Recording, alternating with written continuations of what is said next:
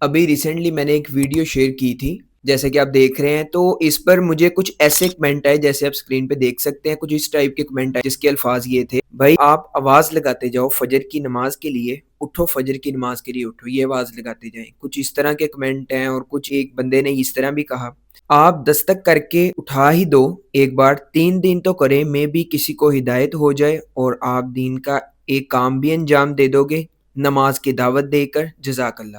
تو بعد میں ابھی آپ سے یہ کرنے لگا ہوں کہ جب میں نے یہ کمنٹس پڑھے نا، تو اس کے بعد میں نے تھوڑی سی ریسرچ کی، اپنے ارد گرد علماء سے بات کی، اپنے کچھ فرینڈ سے بات کی، پھر ایک مفتی صاحب ہیں جو کہ دارالفتاح سے ادارہ سے منسلک ہیں، ان سے میں نے جب بات کی نا، ان کا جب ٹائم لیا تو انہوں نے میرے ساتھ ایک فتویٰ شیئر کیا. اب آپ کے ساتھ میں وہ شیئر کرنے لگا ہوں. سب سے پہلے تو اس میں یہ لکھا ہوا ہے: اول تو تصویب. اب سب سے پہلے میں آپ کو تصویب کا مطلب بتا دوں، کیونکہ اس میں بار بار تصویب کا لفظ استعمال ہوگا. تصویب کا مطلب یہ ہوتا ہے کہ اذان اور اقامت کے درمیان اگر کوئی بھی شخص اذان کے الفاظ کے علاوہ مطلب اس طرح کہتا ہے، جس طرح مجھے کمنٹ ابھی بھائیوں نے کیے کہ آؤ فجر کی نماز کے لیے آؤ، اٹھ جاؤ، یا اکثر ہم اس طرح بیان سنتے ہیں کہ حضرات 15 منٹ رہ گئے فجر کی جماعت کھڑی ہونے میں، تو جلد سے جلد مسجد میں آئیں، یا نماز نیند سے بہتر ہے. اس طرح کے بیانات ہم خود سنتے ہیں اکثر، تو ان بیانات کو تصویب کہا جاتا ہے. تو یہاں پر لکھا ہو فتوے میں: اول تو تصویب کا ثبوت سنت سے ثابت نہیں ہے. اسی وجہ سے حضرت عبداللہ بن عمر رضی اللہ عنہ نے ایسے مؤذن کو بدعتی کہا جس نے تصویب کہی. جامع الترمذی میں انہوں نے پھر لکھا ہوا ترجمہ ہے اس کا: مجاہد رحمہ اللہ سے مروی ہے، فرماتے ہیں حضرت عبداللہ بن عمر رضی اللہ عنہ کے ہمراہ ایک مسجد میں داخل ہوا جہاں اذان دی جا چکی تھی اور ہمارا ارادہ اسی مسجد میں نماز پڑھنے کا تھا.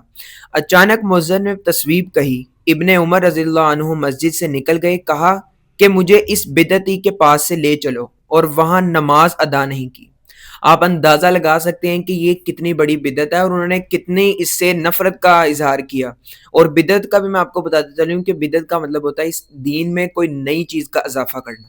ابن عمر رضی اللہ عنہ کو وہ تصویب ناگوار گزری جس کو لوگوں نے بعد میں ایجاد کیا. اب میں آپ کو یہ بتاتا چلوں کہ جن وجوہات کے پیش نظر بعض فقہائے کرام نے تصویب کی اجازت دی تھی، موجودہ دور میں تقریباً وہ مفقود ہیں. مفقود مطلب کہ اب وہ ملتے نہیں ہیں، یا ختم ہو گئے ہیں، یا بہت کم ہو گئے ہیں وہ فقہاء کرام نے جنہوں نے اس کی اجازت دی تھی. اور اس کی وجہ اب اور بھی انہوں نے یہاں پر لکھی ہے: توجہ دلانے کے لیے اتنے ذرائع موجود ہیں کہ ان کے ہوتے ہوئے مزید توجہ دلانے کی ضرورت باقی نہیں رہتی.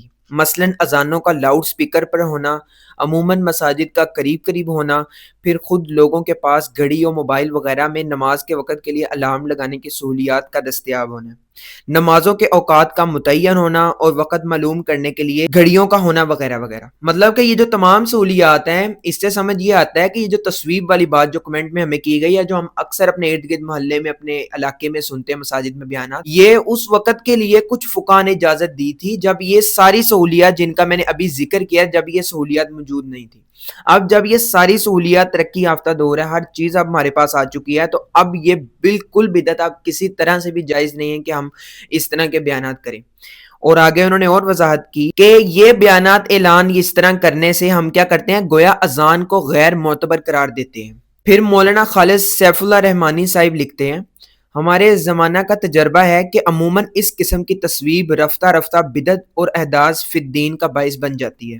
جس کے دل میں نماز کی اہمیت ہوتی ہے وہ اس کے بغیر بھی نماز پڑھ لیتے ہیں، اور جن کوتاہ ہمت کم نصیب لوگوں کو اذان کی اثر انگیزیاں متوجہ نہیں کر پائے، تو کون سی چیز ہے جو ان کو متوجہ کر سکے. یہ ہمارے عام فہم میں بھی آنے والی بات ہے کہ جب اللہ کی جو آپ صلی اللہ علیہ وسلم کو شاید کہتے ہیں کہ خواب میں یہ الفاظ آئے جو اللہ نے بتائے، جب لوگ اس اذان کو سن کے جو مسجد میں کوتاہ ہمت لوگ جو ہے نہیں جا رہے، تو وہ کہتے ہیں کہ آپ کے اس طرح کے اعلانات کرنے سے کیا ہو جائے گا، کچھ بھی نہیں ہوگا، صرف آپ گنہگار ہوں گے ایک بدعت کو ایجاد کر کے. اس لیے تصویب سے احتراز کرنا اور ایسی کوئی بنیاد قائم نہ کرنا ہی بہتر ہے، اور بدعت کے سدباب کے پیش نظر ضروری ہے.